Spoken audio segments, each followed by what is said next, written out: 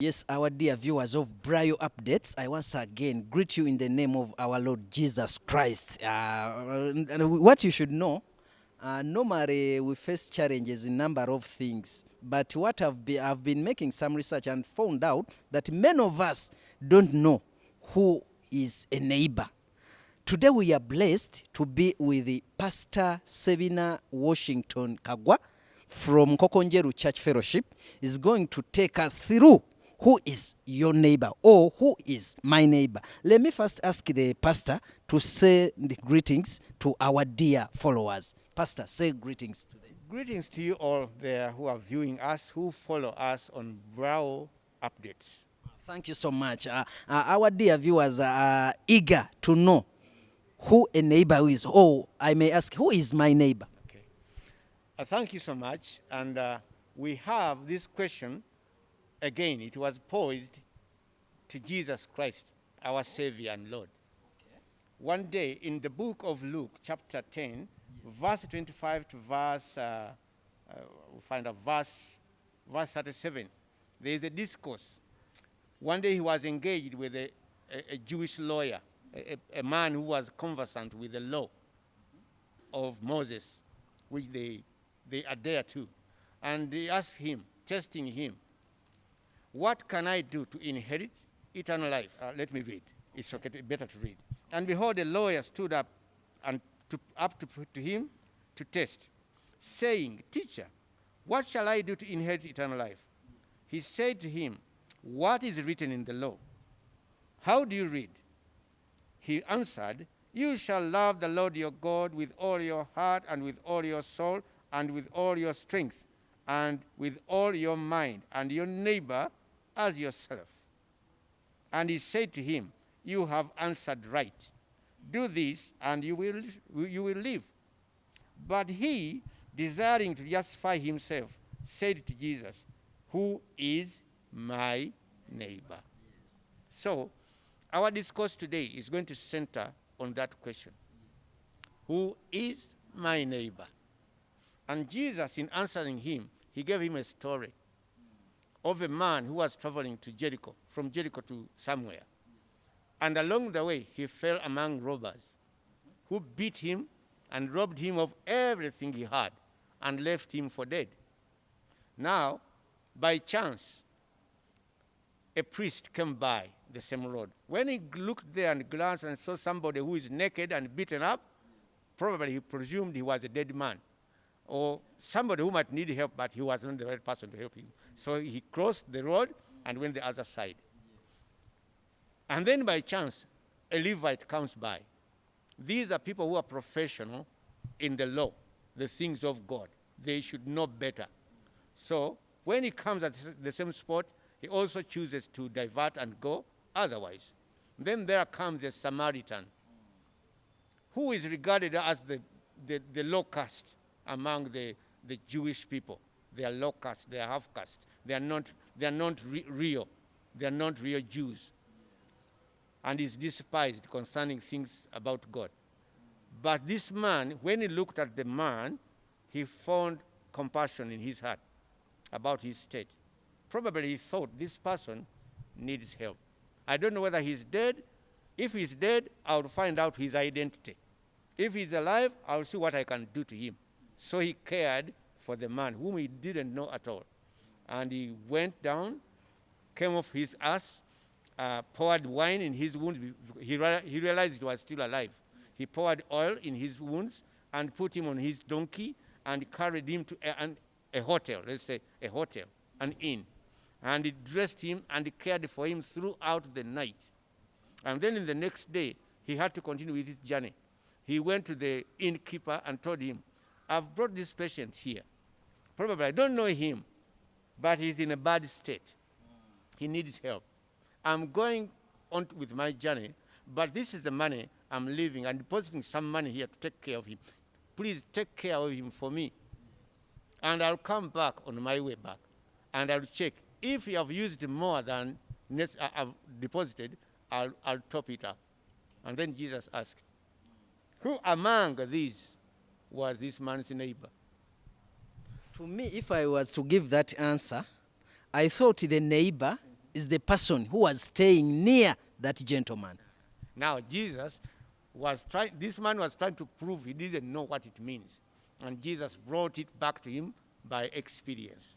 So, the man said, the one who had mercy on him, pity or compassion on him, and said, okay, go and do likewise. Because one day they asked Jesus, what is the greatest law? Greatest commandment in the law? The greatest instruction in the law? And Jesus also said, love the Lord your God with all your heart, with all your mind, with all your strength. And the second one is equally that strong. Love your neighbor as yourself.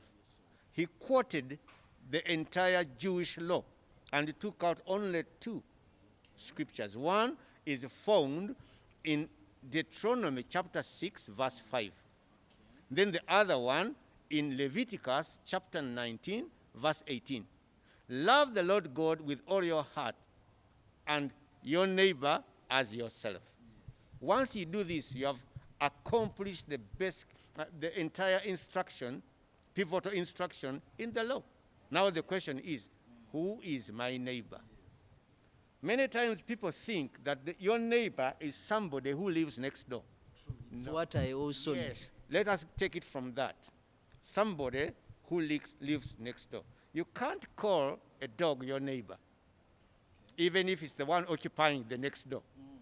So there's no neighbor there. There's a dog, but there's no neighbor. Yeah. So who is your neighbor in that case? Your fellow human being is your neighbor. Let him be in America. Let him be where, when you stay in Entebbe and the other person stays in Masaka, is your neighbor. Once you meet and you find them in trouble and they need help, the only help that can be given to them must come from their neighbor, fellow human being. On this planet, we are the sole neighbors to each other. We don't have any other species like ours. Angels are not our neighbors. They don't live here. But planet Earth is flooded with human beings.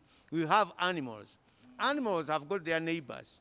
They're in the wild, and they keep company. But here, in the civilized world, your fellow human being is your neighbor.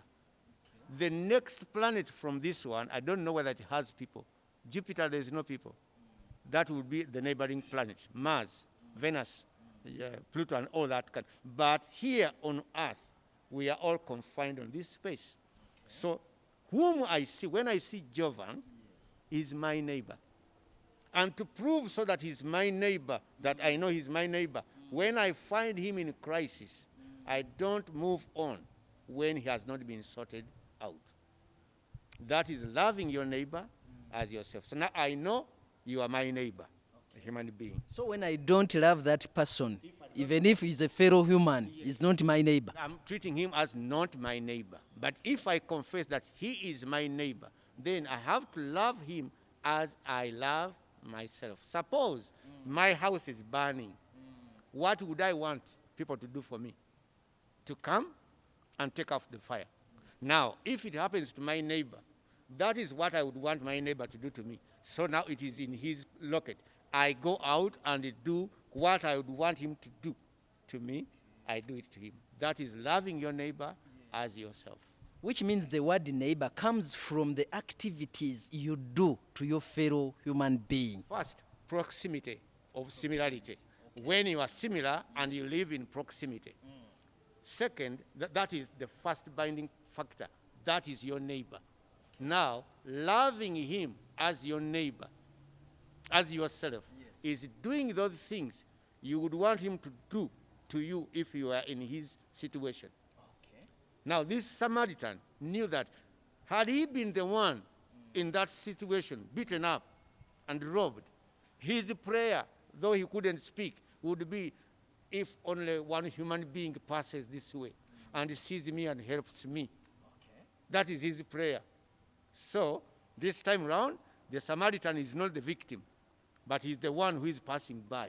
He regards that man who is a stranger to him, but as long as he's a human body, he's his neighbor. If it was a donkey, he might have passed by. Okay. But a human being, You don't go past a human being in suffering. That is loving your neighbor as yourself. Yeah, Pastor, you've said it well, but we have a number of people on this planet who do nasty things towards their neighbors or towards their fellow human beings. And after they confess that they love God with all their hearts, they are religious. You talk about that situation. They are monsters. They are not Human beings. They are monsters. Because if you are a real human being, and you claim to love God, you love God because he loves you without any credit of your own or merit. He simply loves you and he does good to you. He gives you air, he gives you food, he gives you life, and you don't pay him. Now, the same God you love, he says, if you love me, this is my other concern, love your fellow human being. Now, if you can't love your fellow human being and you treat them like animals, and then you claim to be loving God, you are a hypocrite. You are lying, and that's not true. Because our love for God can only be exhibited when we love demonstratingly our own people we see. The Bible says, how can I claim to love God I don't see and hate my brother whom I see? God says that's fallacy, that's a fantasy, that is hypocrisy. If you really love God, show it by loving the people he created in his own image. Whoever you pass by is an image of God. He is created in the likeness of God. God loves that person to the core of his heart. Now do him a service. Love that person. Okay. So dear followers of Brayo Updates, have you known who your neighbor is?